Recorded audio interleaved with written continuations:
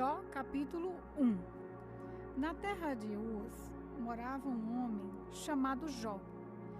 Ele era bom e honesto, temia a Deus e procurava não fazer nada que fosse errado. Jó tinha 7 filhos e 3 filhas, e era dono de 7.000 ovelhas, 3.000 camelos, 1.000 bois e 500 jumentas. Tinha também um grande número de escravos. Enfim, Jó era o homem mais rico de todo o Oriente. Os filhos de Jó iam às casas uns dos outros e davam banquetes, cada um por sua vez. E as 3 irmãs eram sempre convidadas para esses comes e bebes. Quando terminava uma rodada de banquetes, Jó se levantava de madrugada e oferecia sacrifícios em favor de cada um dos seus filhos para purificá-los. Jó sempre fazia isso porque pensava que um dos filhos poderia ter pecado, ofendendo a Deus em pensamento. Chegou um dia em que os servidores celestiais vieram apresentar-se diante de Deus, o Senhor, e no meio deles veio também Satanás. O Senhor perguntou: "De onde você tem vindo?" Satanás respondeu: "Estive dando uma volta pela terra, passeando por ali, por aqui." Ali o Senhor disse: "Você notou o meu servo Jó? No mundo inteiro não há ninguém tão bom e honesto como ele. Ele me teme e procura não fazer nada que seja errado." Satanás respondeu: "Será que não é por interesse próprio que Jó te teme? Tu não deixas que nenhum mal aconteça a ele e à sua família e a tudo o que ele tem. Abençoas tudo o que Jó faz. E no país inteiro ele é o homem que tem mais cabeças de gado. Mas se tirares tudo o que é dele, verás que ele te amaldiçoará sem nenhum respeito." O Senhor disse a Satanás: "Pois bem, faça o que quiser com tudo o que Jó tem, mas não faça nenhum mal com ele mesmo." Então Satanás saiu da presença do Senhor. Um dia, quando os filhos e as filhas de Jó estavam num banquete na casa do irmão mais velho, chegou à casa de Jó um dos seus empregados e disse: "Nós estávamos arando a terra com os bois e as jumentas, estávamos pastando por ali, perto. De repente, os sabeus nos atacaram e levaram tudo. Eles mataram a espada os empregados e só eu consegui escapar para trazer a notícia." Enquanto este ainda estava falando, veio outro empregado e disse: "Raios caíram do céu e mataram todas as ovelhas e os pastores. Só eu consegui escapar para trazer a notícia." Enquanto esse ainda estava falando, chegou um terceiro que disse: "3 bandos de caldeus nos atacaram e levaram os camelos. Eles mataram a espada os empregados e só eu consegui escapar para trazer a notícia." Enquanto este ainda estava falando, chegou mais um e disse a Jó: "Os seus filhos e as suas filhas estavam no meio de um banquete na casa do seu filho mais velho. De repente veio do deserto um vento muito forte que soprou contra a casa e ela caiu em cima dos seus filhos. Todos eles morreram. Só eu consegui escapar para trazer a notícia." Então Jó se levantou, em sinal de tristeza, rasgou as suas roupas e rapou a cabeça. Depois ajoelhou-se, encostou o rosto no chão e adorou a Deus. Ali disse também: "Nasci nu, sem nada, e sem nada vou morrer. O Senhor deu, o Senhor tirou. Louvado seja o nome do Senhor." Assim, apesar de tudo o que havia acontecido, Jó não pecou, nem pôs a culpa em Deus. Jó, capítulo 2. Chegou de novo o dia em que os servidores celestiais vieram apresentar-se diante de Deus, o Senhor, e Satanás também veio no meio deles. O Senhor perguntou: de onde você vem vindo? Satanás respondeu: estive dando uma volta pela terra, passeando por aqui e por ali. Aí o Senhor disse: você viu o meu servo Jó? No mundo inteiro não há ninguém tão bom e tão honesto como ele. Ele me teme e procura não fazer nada que seja errado. No entanto, você me convenceu e eu o deixei desgraçar Jó, embora não houvesse motivo para isso. Mesmo assim, ele continua firme e sincero como sempre. Satanás respondeu: é só tocar na pele dele para ver o que acontece. As pessoas não se importam de perder tudo desde que conservem a própria vida. Agora, se estenderes a mão e ferires o corpo dele, verás como ele, sem nenhum respeito, te amaldiçoará. O Senhor disse a Satanás: pois bem, faça o que quiser com Jó, mas não o mate. Aí Satanás saiu da presença do Senhor e fez com que o corpo de Jó ficasse coberto de feridas horríveis, desde a sola dos pés até o alto da cabeça.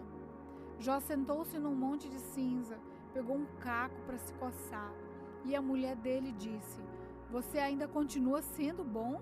Amaldiçoa a Deus e morra. Jó respondeu: você está dizendo uma bobagem. Se recebemos de Deus as coisas boas, por que não vamos aceitar também as desgraças? Assim, apesar de tudo, Jó não pecou, nem disse uma só palavra contra Deus. Jó tinha 3 amigos: Elifaz, da região de Temá, Bildade, da região de Suá, e Zofá, da região de Maaná. Eles ficaram sabendo das desgraças que haviam acontecido a Jó e combinaram fazer-lhe uma visita para falar de como estavam tristes do que lhe havia acontecido e para consolá-lo. De longe, eles não reconheceram Jó, mas depois, quando viram que era ele, começaram a chorar e a gritar em sinal de tristeza. Rasgaram as suas roupas e jogaram pó para o ar e sobre a cabeça. Em seguida sentaram-se no chão ao lado dele e ficaram ali 7 dias e 7 noites e não disseram nada, pois viam que Jó estava sofrendo muito. Jó capítulo 3. Finalmente, Jó quebrou o silêncio e amaldiçoou o dia do seu nascimento. Jó disse: maldito o dia em que nasci, maldita a noite em que disseram: já nasceu, é homem. Que aquele dia vire escuridão, que Deus lá do alto não se importe com ele, e que nunca mais haja luz e o ilumine, que a escuridão e as trevas o domine, que as nuvens o cubram e apaguem a luz do sol, que aquela noite fique sempre escura e que desapareça no calendário, que seja solitária e triste aquela noite, e que nela não escutem gritos de alegria, que seja amaldiçoada pelos feiticeiros, aqueles que têm poder sobre o monstro Leviatã, que escureçam as estrelas da sua manhã, que ela espere a luz e a luz não venha, e que a sua madrugada não chegue, pois ela deixou que minha mãe me desse a luz e não me poupou de todo esse sofrimento, porque não nasci morto, porque não morri ao nascer, porque minha mãe me segurou no colo, porque me deu o seio e me amamentou. Se eu tivesse morrido naquele momento, agora estaria dormindo, descansando em paz. Estaria com reis e altas autoridades que reconstruirão palácios antigos, ou estaria com governadores que encheram as suas casas de ouro e de prata. E se a minha mãe tivesse tido um aborto às escondidas, eu não teria existido e seria como as crianças que nunca viram a luz do dia. Na sepultura acaba a agitação dos maus e ali repousam os que estão cansados. Ali os prisioneiros descansam junto e já não ouvem mais os gritos do capataz. Ali estão os importantes e humildes, e os escravos ficam livres dos seus donos. Porque os infelizes continuam vendo a luz, porque deixam que vivam os que têm o coração amargurado. Eles esperam a morte e ela não vem, embora a desejem mais do que riquezas. Eles ficam muito alegres e felizes quando por fim descem para a sepultura. Deus os faz caminhar às cegas e os cerca de todos os lados. Em vez de comer, eu choro, e os meus gemidos se derramam como água. Aquilo que eu temia foi o que aconteceu, e o que mais me dava medo me atingiu. Não tenho paz, nem descanso, nem sossego, só tenho agitação. Jó, capítulo 4. Então Elifaz, da região de Temã, em resposta disse: Jó, será que você ficará ofendido se eu falar? Mas quem é que pode ficar calado? Você ensinou muita gente, deu força a muitas pessoas desanimadas. Quando alguém tropeçava, cansado e fraco, as suas palavras o animavam a ficar de pé. Mas agora que chegou a sua vez de sofrer, como é que você perde a paciência e a coragem? O seu temor a Deus não lhe dá confiança? A sua vida correta não o enche de esperança? Você lembra de alguma pessoa inocente que tenha caído na desgraça? Ou de alguma pessoa honesta que tenha sido destruída? Tenho notado que os que aram campos de maldade e plantam sementes de desgraça só colhem maldade e desgraça. Como uma tempestade, Deus os destrói na sua ira.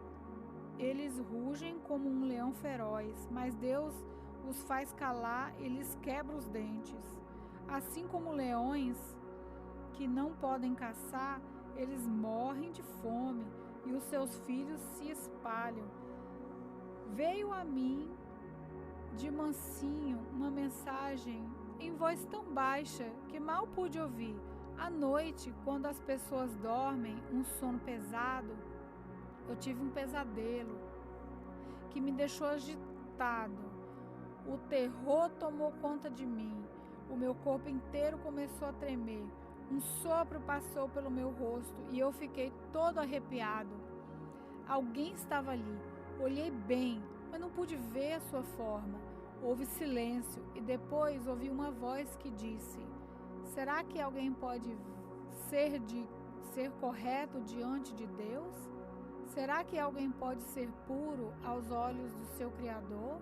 Deus não confia nem nos seus servidores celestiais e até nos seus anjos ele encontra defeitos.